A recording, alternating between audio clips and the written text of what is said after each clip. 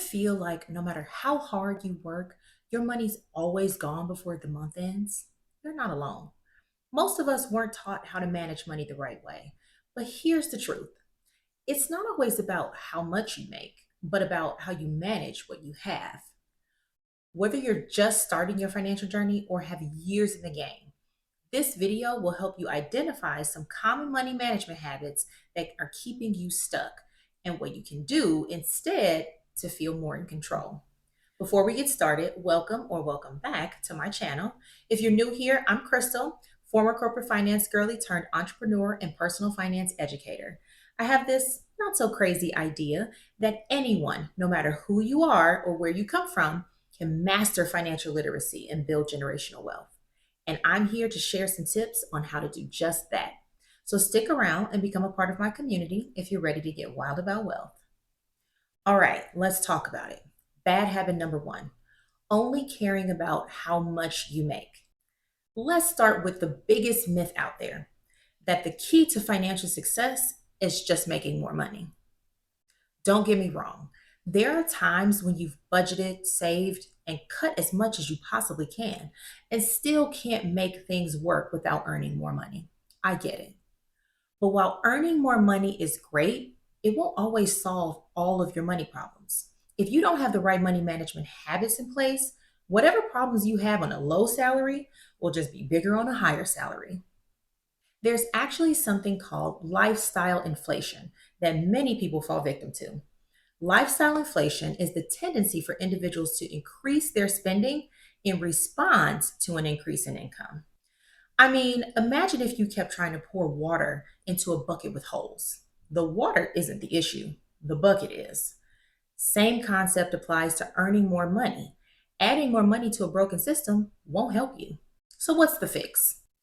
Get money conscious. You need to remain aware of your financial situation and put yourself in a position to act wisely and quickly when making decisions about money.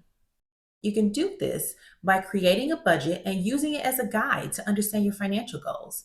Track your expenses to make sure you're on course to meet those financial goals.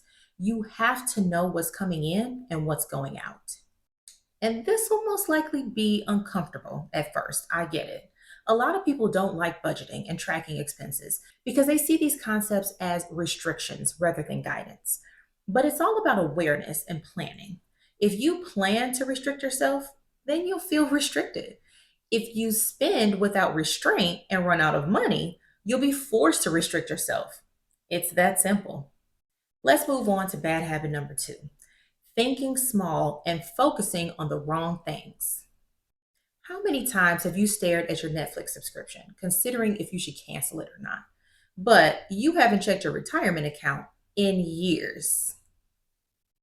Imagine spending your time reducing your expenses, saving $5 or $10 here and there with no consistent plan, and waking up 30 years later only to find out that you have very little saved for retirement.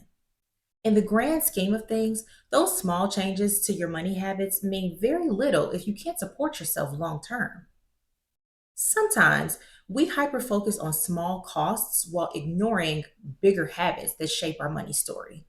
So, yes, reviewing subscriptions to save a few bucks here or there does add up, but ignoring your long term financial goals can have a significantly harmful effect on your financial outcome. So, how do we shift that behavior? The solution is to simply think bigger and long term. Instead of asking, can I afford this? Start asking, is this expense worth sacrificing the life I ultimately want to build? And set up systems like automating your savings and trust them. At the same time, prioritize financial literacy and just take control of what you can control. Matter of fact, check out this video that walks you through the 6 pillars of financial literacy. There's a lot in that video about shifting your mindset and developing good money management habits, just like this one. Next up, bad habit number three, using debt to support your lifestyle. From credit cards to Afterpay and all the other buy now, pay later stuff, we are living in a world where instant gratification is the norm.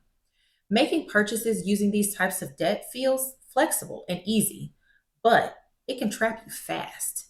While there may be instances when debt is unavoidable, debt consistently used to fund a lifestyle should not be normalized. Using debt irresponsibly becomes a financial leash because you're spending future money that you haven't even earned yet. If you're constantly reaching for your credit card or selecting four easy payments of $25 when you purchase something, you're funding a lifestyle with debt that you can't afford. Here's a better money management habit: use debt strategically and without emotion. Budget and save up for non essentials or large purchases so you can plan your spending more effectively. Build an emergency fund to cover unexpected expenses so you won't need to rely on debt to cover them. And if you absolutely must use debt, use it strategically, like to build credit.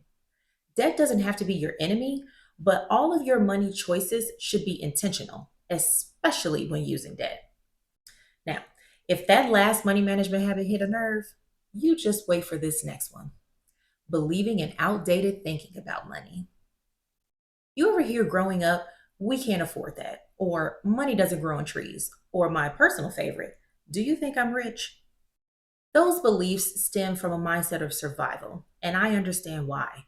Many of us grew up in homes where necessities were the main or only focus, and a scarcity mindset was the only way to make ends meet. But when you know better, you do better. And now it's time to rewrite that script. You have the benefit of access to tools, information, and opportunities that previous generations didn't. You have investment apps, side hustles, digital banking, credit education, and so much more right at your fingertips. So take advantage. It's time to start challenging those old narratives and creating a money identity that fits the life you want.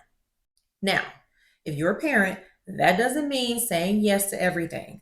But this is about shifting the narrative and empowering the next generation to feel more confident about money. Instead of telling your kid, I'm broke or I can't afford that, tell them something like, I didn't budget for that.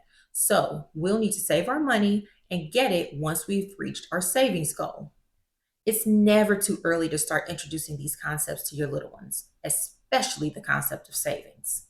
Which brings us to the next bad money management habit: setting vague financial goals. I mean, let's be honest. I want to save more is not a real goal. It's a hope at best, and a hope is not a plan. There's a fine line between desire to do something and the action of doing it. So don't confuse them. Desire is a wish for something to happen, but action is a deliberate choice to make it happen. You have to make a deliberate choice about the goals you want to achieve. Otherwise, you may as well be dreaming. Simply stating a fact with no details, no way to measure it, and no plan to achieve it is not the path towards successful goal setting. What's better? Setting SMART goals. SMART goals are specific, measurable, achievable, relevant, and time bound. Here's how to turn a generic goal into a SMART goal. Instead of saying, I want to save money, say instead, I want to set up an automatic transfer of $40 each paycheck to go into my savings account to build an emergency fund of $1,000 this year. And boom, that's a goal you can actually hit. And keep that momentum going across all aspects of your financial journey. This doesn't have to just be about saving money.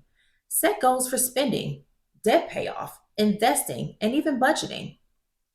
Drop me a comment below and let me know what smart financial goals you're going to work on this year. And don't be shy. Hit that like button if this content resonates with you. And while you're down there, don't forget to subscribe. Okay, let's get back at it. This next one is a doozy. And I don't know a single person who hasn't experienced this at some point.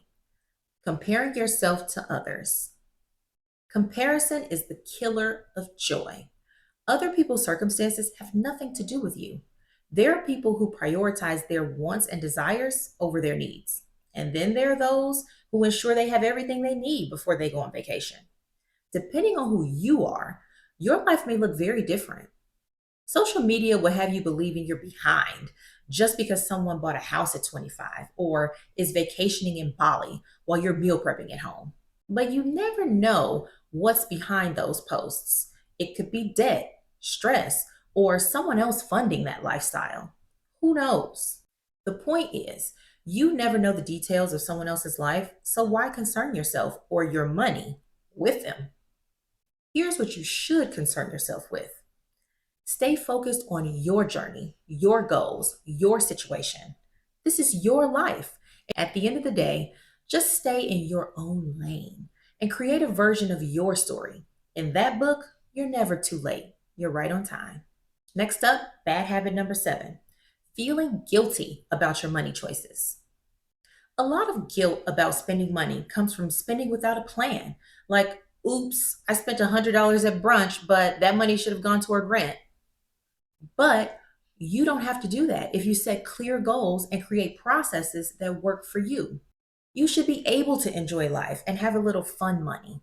So fix this habit by simply planning what you spend. Plan out your savings and create a budget that reflects your lifestyle and not one that shames you. And simply understand your money and where it's going. If brunch with friends is important to you, that's cool. Just budget for it. When it's all said and done, the goal is to be more conscious about your spending. If you followed your plan, then why would you feel guilty about it? When you tell your money what to do on purpose, there's no guilt to be had.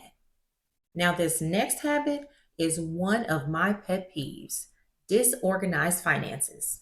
It's the accountant in me. Having messy money systems is the easiest way to derail your financial progress. From lost logins to multiple random bank accounts to not knowing which bills are on auto pay, it's a recipe for disaster. That type of financial chaos creates anxiety and it keeps you from moving forward. And when you can't find your way out of that mess, you'll try the easiest way to deal with it, likely sweeping it under a rug. And that is a no no. So simply get organized instead. Consolidate bank accounts, monitor your credit regularly, and simply know what's due and when. Those can all make a huge difference. Your money doesn't have to be messy, and it certainly shouldn't be complicated. There are a ton of ways to get your finances organized. I'll actually link a step by step video tutorial here that walks you through a free tool I created for this exact reason. Now, if you've made it this far, you must like what you're watching. So don't forget to subscribe to my channel and you can continue to get these gems. And because you've made it this far, I'm going to hit you with a little bonus. This next habit is every procrastinator's worst nightmare: inaction. Inaction is the biggest money killer for so many reasons. Waiting to get started and making excuses for not starting can set you back years and even hundreds of thousands of dollars if you're not careful. Saying things like, I'll start saving when I make more money, or when I pay off all of my debt, or I'll start investing when I know more, only delays your future wealth. So instead, pick today and just start. And you can start small. You don't have to be Warren Buffett right out the gate. Work your way up. Even if it's $20 a week, you'd be surprised how a small investment can add up when it's consistent. More importantly, you've been listening and following along, so now you're thinking big. Fast isn't your goal, longevity is. It may take you years to build the nest egg of your dreams, but guess what? If you never start, you'll never get there. Every step matters, and your future self will thank you for taking action today. Okay, talk to me. I want to hear from you.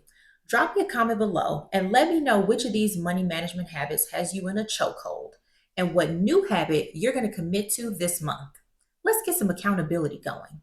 It's no surprise that most people learn money management lessons the hard way, through stress, debt, and regret. But use this video as a playbook, one that helps you identify your money management habits and learn how to create better ones that can optimize your financial success. And keep building your knowledge. Check out this next video where I walk through a 5-step paycheck routine that helps you identify exactly how to manage your money one paycheck at a time. As always, thank you for watching, and please remember to like, subscribe, and share this video with someone who's ready to get wild about wealth. Take care.